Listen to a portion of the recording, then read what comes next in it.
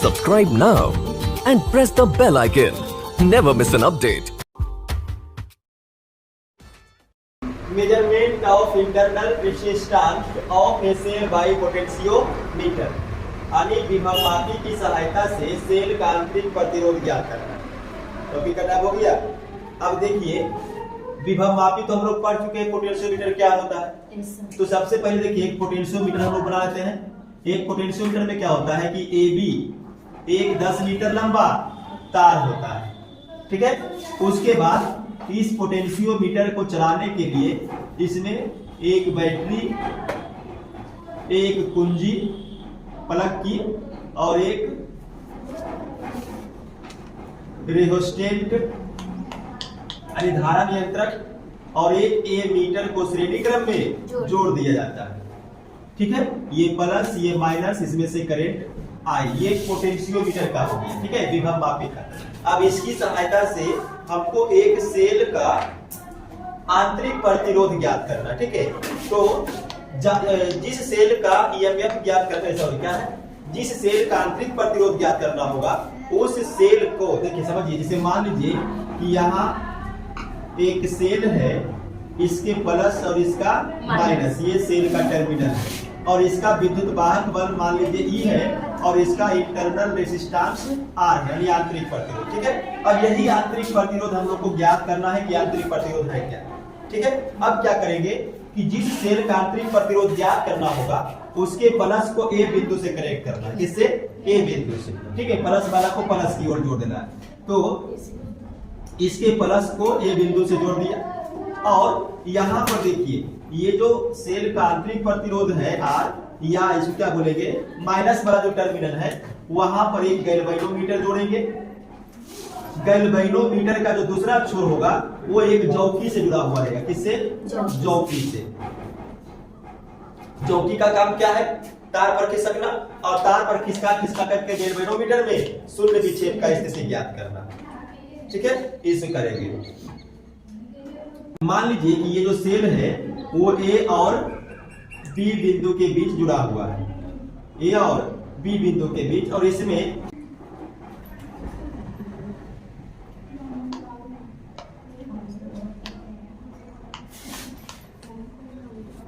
एक बाह्य प्रतिरोध कैपिटल आर और एक प्लग की के को लगा देते हैं, ठीक है। सब ध्यान दीजिएगा।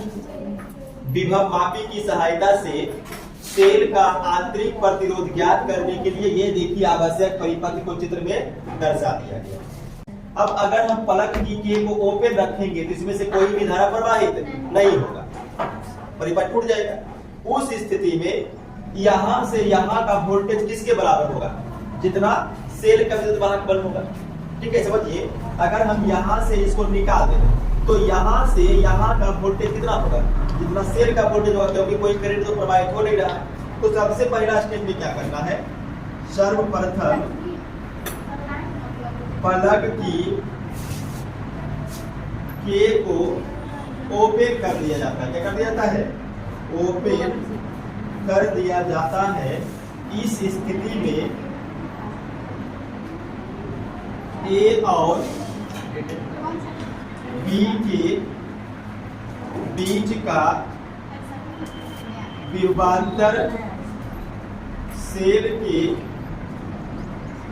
विद्युत वाहक बल के बराबर होता है, ठीक है। ध्यान दीजिएगा फिर से।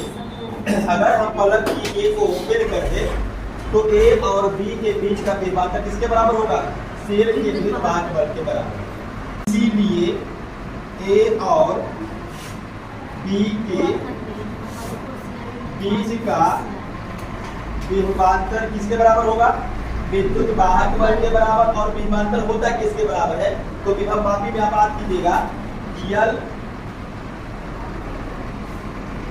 गुना बी जीरो, समीकरण 1। अब समझिए ये यल क्या है, तो यल अभी तो देखिए ये प्लग ओपन है तो गैल्वेनोमीटर को किस कार्य पर नहीं पड़ा, क्योंकि करंट तो बह नहीं रहा है। तो मान लीजिए कि यहाँ कोई बिंदु डी है और ए से बी का लंबाई कितना है, यल, वही यल। और कैपिटल यल क्या है, ए से बी टोटल लंबाई, तो 10 मीटर ले देते विभवमापी वाला वो है। और भी जीरो क्या है, वो कांस्टेंट ए और बी के बीच का विभवांतर। ठीक है, ये सब चीजें आपको पहले ही बता दिया गया। अब यहां से देखिएगा कि अगर हम प्लग की को क्लोज कर दें, इसका मतलब है इसमें करंट सप्लाई होना शुरू हो जाएगा, है ना। दूसरा केस में क्या करना है, अब प्लग की के को क्लोज कर दिया जाता है। इस स्थिति में से प्रवाहित धारा, देखिए धारा I इक्वल टू क्या होता है, वोल्टेज बटा प्रतिरोध। वोल्टेज कितना है E और प्रतिरोध कितना है, देखिए एक बाह्य प्रतिरोध और एक इंटरनल रेजिस्टेंस यानी आंतरिक प्रतिरोध, तो हो जाएगा कैपिटल R प्लस R, तो I निकल गया। अब कर दीजिए, इसीलिए A और B के बीच का विभवांतर यानी VB minus VB minus VA विभवांतर, और ये विभवांतर किसके बराबर होगा, I इंटू R। ठीक है, विभवांतर V equal to I R, किसके नियम से, ओम के नियम से। अब यहां से और देखिएगा, विभवांतर VB minus VA equal to I into R, तो R से I का मान कितना है, E R प्लस R और इंटू R। अब देखिएगा, चौकी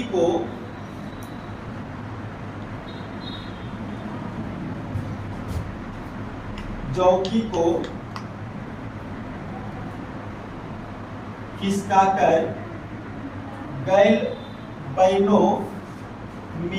में शून्य विक्षेप की स्थिति मालूम कर दी जाती है। देखिए, ये जो चौकी है, अब इसको खिसकाना पड़ेगा, क्यों, क्योंकि अब इसमें करंट प्रवाहित हो रहा है, और इसको अगर हमको यूज में लाना है तो सबसे पहले हमको ये करना पड़ेगा कि गैल्वेनोमीटर में कोई धारा प्रवाहित नहीं हो। और ये कब हो सकता है, तो समझिएगा, एक डायग्राम आपको बताते हैं। मान लीजिए कि एक ऐसा सर्किट हम बनाते हैं, यहाँ पे मान लीजिए कि वो गैल्वेनोमीटर का कांटा है। अब बताइएगा कि ये गैल्वेनोमीटर में करंट किस डायरेक्शन में बहेगा, या ऐसा बहेगा मतलब इस डायरेक्शन में, या कंडीशन नंबर 2 है कि इस डायरेक्शन में बहेगा, या करंट बहेगा ही नहीं। 3 कंडीशन आपको दे रहे हैं। ये 2 सेल लगा हुआ है, प्लस प्लस माइनस माइनस, और एक धारा नापने के लिए हम गैल्वेनोमीटर लगाते हैं जो करंट को बताएगा। तो करंट इस डायरेक्शन में चलेगा, या करंट इस डायरेक्शन में चलेगा, या करंट चलेगा ही नहीं। तो इसमें तीनों कंडीशन संभव है। देखिए, शुरू में आपको बता देते कि करंट जो है चलता है किधर से किधर, हाई पोटेंशियल से लो पोटेंशियल की। तो मान लीजिए कि अगर ये मान लीजिए कि 6 वोल्ट का बैटरी है और ये 3 वोल्ट का बैटरी है, तो हाई पोटेंशियल से लो पोटेंशियल, अब करंट देखिए यहाँ से इस डायरेक्शन में चलेगा और ये कांटा अब इधर घूम जाएगा। लेकिन अगर हम यहाँ पर उल्टा कर दें, मान लीजिए कि ये 3 वोल्ट का है और ये 13 वोल्ट का है, अब क्या होगा, ये ज्यादा हो गया तो अब इधर से चलेगा और ये कांटा इधर हिल जाएगा। तीसरा, अगर दोनों 13 वोल्ट का बैटरी रहे, अब करंट सप्लाई नहीं हो, तो अगर दोनों जगह का पोटेंशियल बराबर हो जाए, यानी ये वाला पोटेंशियल और ये वाला पोटेंशियल बराबर हो जाए, तो गैल्वेनोमीटर में कोई भी करंट प्रवाहित नहीं होगा। और वो हम कहां से लाएंगे, तो चौकी को खिसका करके लाएंगे। ठीक है, तो मान लीजिए कि चौकी यहाँ है, लेकिन इसको हम थोड़ा सा खिसकाते हैं, चलो यहाँ पे ले आते हैं, या खिसका करके यहाँ पर कहीं पर भी वो पोटेंशियोमीटर में जब रहेगा तो वहां पर चेक करिएगा, आगे पीछे खिसका करके जहां पर भी आए। तो मान लीजिए कि अब ये D डैश में चला गया। ठीक है, अब यहाँ पर हमको क्या मिलेगा, गैल्वेनोमीटर में कोई भी धारा प्रवाहित नहीं होगा। उस कंडीशन में क्या हो जाएगा कि दोनों जो सेल लगा हुआ उसका EMF बराबर हो जाएगा। इसका मतलब है कि इस स्थिति में जो विभवांतर है सेल का, अच्छा मैं लिख जाऊँ, लिखिए, माना कि ये जो हमको शून्य विक्षेप मिला है वो कहाँ पर मिला है, D डैश पर, यानी A से D डैश की लंबाई कितना है, ER डैश है, कितना है, ER डैश है। इसीलिए A और B के बीच का विभवांतर, अब ध्यान दीजिएगा, अब चूंकि गैल्वेनोमीटर में शून्य विक्षेप मिल गया है, तो A और B के बीच का विभवांतर किसके बराबर, सेल के विद्युत के बराबर। चूंकि दोनों बराबर रहेगा तभी ना करंट नहीं बहेगा। तो इसका मतलब कितना है विभवांतर, ER plus R into R. ये विभवांतर पहले से हम निकाल कर लिए हैं, और बी के बीच कितना होता है। और देखिएगा अगर आप पोटेंशियोमीटर का फॉर्मूला वाला विभवांतर यूज करते हैं तब कितना होगा। देखिए ये तो विभवांतर है, ये है E R plus R into R, और विभवांतर होता कितना है देखो तो यल गुना वी जीरो। इसमें चेंज क्या होगा, केवल यल डैश। अब ये शून्य विच्छेद का स्थिति जो है अब यहाँ पे आ गया, बाकी तो ए बी का लंबा यल रहेगा ही, और ए से बी का जो पोटेंशियोमीटर का विभव है वो तो रहेगा ही, विभवांतर भी वो चेंज नहीं होगा। समीकरण कितना कर दीजिएगा, 2। अब देखिए समीकरण 2 को डिवाइड कर दीजिए 1 से। तो अगर ये दोनों को डिवाइड करेंगे तो देखिए यहाँ पर क्या है छोटो, ई आर और आर प्लस आर का देना 1 में, 1 देखिए यहाँ है तो भाग में भाग का उल्टा गुना करते हैं डायरेक्ट 1/e इक्वल टू। अब यहाँ पर भी देखिए समीकरण 2 यल डैश बटा यल गुना वी, और भाग देना 1 में, 1 में भागा देंगे तो फिर भागा का उल्टा गुना, तो गुना कर लेते हैं।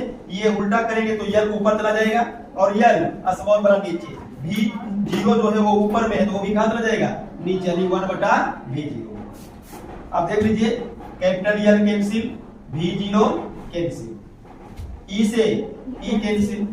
अब देखिए कितना बचा हुआ रह गया, कैपिटल आर बटा small capital R plus small R, 1 से गुणा करेंगे वही रहेगा, बराबर यल डैश बटा यल। अब क्रॉस मार दीजिए तो R L equal to R L dash plus R L dash, और कैपिटल आर को इधर ले आइए तो R L minus R L dash equal to R L dash, और देखिए दोनों में कॉमन क्या आएगा, कैपिटल आर, तो L minus L dash R L dash. हम लोग को निकालना क्या है, आंतरिक प्रतिरोध आर का मान, तो यहां से ले लीजिए आर, तो इसीलिए R equal to R into L minus L dash बटा कितना बचेगा, यल डैश।